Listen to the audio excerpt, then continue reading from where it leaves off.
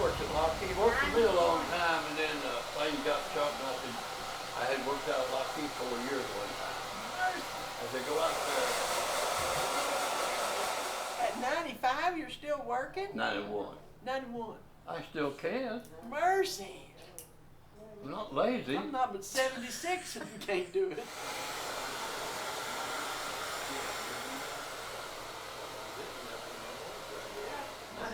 But I was a cowboy. I was a cowboy at one time. Good morning, Miss Kimberly. How you doing? I'm good. How are you? Pretty good. Pleasure to be here with you today. Yes, pleasure for me too. Okay, got a couple of questions for you, Miss Kimberly. Okay, what inspired you to start a salon over 30 years ago, and what keeps you going today? What inspired me to open my first salon over 30 years ago was my mother. My mother's been a stylist for 50 years, and she inspired me to go to beauty school when I was 29 years old. And she also inspired me to purchase my first salon. She's had several salons, and she helped me by inspiring me to attend beauty school and purchase my first salon, which was in 1997. And it was located in the Stardust skating rink parking lot here in Azle, Texas. That's wonderful, Miss Kim. Man. Yeah, we all have a beginning. Okay, next question, Miss Kimberly. How has the beauty industry changed since you first started, and how have you adapted over time? How the beauty industry has changed, I know four right offhand. And the first biggest change since I've been doing hair and owning a salon, for one thing, the cell phones. The cell phones is our biggest downfall, I believe, in the salon. I miss the days where the appointment books were all lined up on the reception desk, and the stylist would come in between 7:30, 8, 9 in the morning, and we were there till 6 or 7 at night all together every day. We could book appointments, and everybody's books, all the clients would get seen that day or be able to book an appointment that day. The second biggest change was the ending of the Texas Cosmetology Commission in 2005, and TDLR started governing our industry along with other industries, and it was hard for us stylists and salon owners. A lot of things changed, still changing. I feel like now it's starting to get back on track. The beauty schools, I think it was hard on the beauty schools, and I feel like a lot of students through a period of time didn't get the education they needed, but I feel like now that I feel like it's getting back on track again, and that's good for our industry. That's wonderful, Miss Kim. Yeah, that was. I do remember that myself. And another thing that's changed is I feel like the hairstyling has changed, and I mean hairstyling by movement, roller sets, perms. I feel like that's weeding out, and here at our salon, we still offer that service. We still do a few shampoo sets, roller sets where they sit under the dryer. And I feel that's important. And that's one of the things that I love when we hire new stylists, is being able to teach them the things that are no longer being taught, just so they know it. Because there is going to be somebody out there who wants it and needs it, and those people can come here and get that. So the hairstyling has changed, but hairstyling always changes. And then I would say the last is the beauty schools. I feel like when I went to beauty school, almost all of the beauty schools a student got a good education. And I think we went through a time, and it might have been, I feel like it was when the Texas Cosmetology Commission went out. I feel like a lot of the beauty schools got discouraged, and I feel like a lot of students wasn't getting the education they needed. But I feel like now that our beauty schools are back on track, and I would say that those were are the 4 major changes in my career. That's a good one. hmm Okay. What has been your proudest moment as a salon owner? My proudest moment being a salon owner is being able to work with my mother for almost 30 years of my career.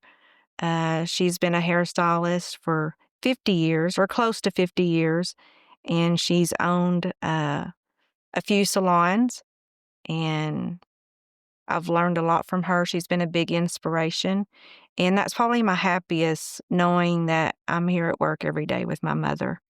And she's going to be soon retiring, and it's just been a blessing. We both share the same passion, have for years. Okay. What qualities do you look for in a stylist when adding someone to your team? I look for the first thing that I look for is their appearance. I want to, see that they have pride in themselves with doing their hair and their makeup and coming to work, dressed nice. And I like to see that they like to continue their education. I love it when they ask questions. Their worth ethics. I watch, and yeah. What advice would you give to a young stylist just getting started in the industry? Get up, get dressed, and show up every day. Um, in the beginning, you do sit and you do twiddle your fingers, but you're here and you're waiting for that client to walk in, and you're waiting to, you're building your clientele by showing up. You're not going to build your clientele sitting at home. You're going to build it by being at your salon, and give great shampoos. Always book your client before they leave for their next appointment, and always confirm their appointment the day before. That's very important. Ask questions, find a mentor. Watch your older stylist, yeah. Okay. Wonderful answer, Miss Kim. Wonderful answer. Okay. Can you remember a client whose transformation truly moved you? What was that moment like for you personally?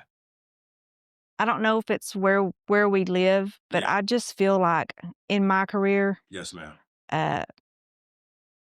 my ladies have always been older ladies, and these ladies have wore the same style for 50 years. And no matter how much I try to transform them, they ain't gonna do. Mm-hmm. You know what I'm saying? Yeah. The only person that really comes to my mind is Hewlin Duval, which was a famous rockabilly singer. And he would travel. Even though he was in his 80s, he was still very popular, like in Europe Yes, ma'am. and France and all that. And he would go over there several times a year, and he would come in, and I would fix his hair into a pompadour. And I mean, it was big, and he would sleep very carefully. But that was really the only one that. There's been so many, but I just can't pinpoint it. I've tried and tried and tried. I just can't. But Hewlin just keeps coming to my mind, which he's passed now. But Yes, ma'am. Okay. Next question, Miss Kimberly. Mm-hmm. What challenges have shaped you the most in your journey as a salon owner? What challenges have shaped me the most in my journey as a salon owner? Yes, ma'am. My challenges that I experience most is stylists not coming to work. It's hard for salon owners. It uh, it makes us work harder, and you're not gonna build a business sitting at home. And you need to be here at the salon with your teammates and sisters and building your careers and helping build our industry. We try very hard to find things to help them to come to work and be here with us. It makes a good day. Yes. I agree with that, Miss Kim. Mm-hmm. Totally. Wonderful answer again. You're knocking these questions out. All right, I got another one for you, Miss Kimberly. Okay.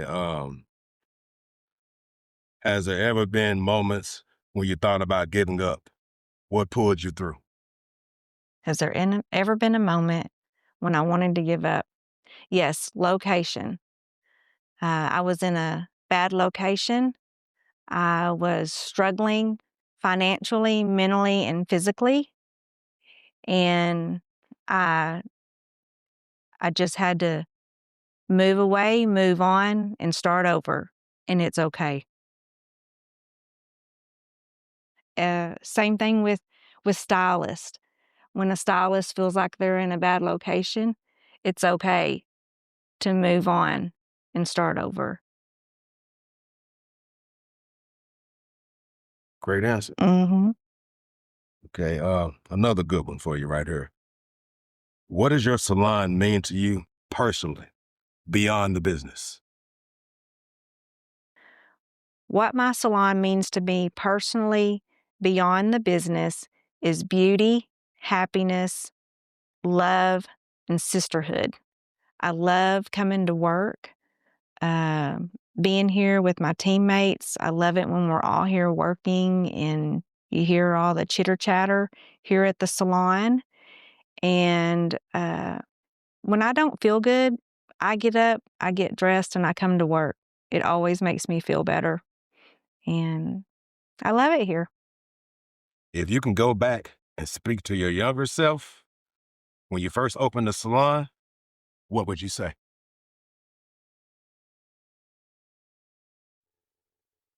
If I had to do it over again, Now, like if you could speak to your younger self, if I could speak to my younger self, what would you say to her? I would invest. Being an independent contractor, I would say for a young stylist, talk with somebody and start investing for your future and your retirement. We done. Awesome. Yeah, we done. Thank you. Yeah, good job, baby. Good job, baby. Yeah, we done. Yeah, great job.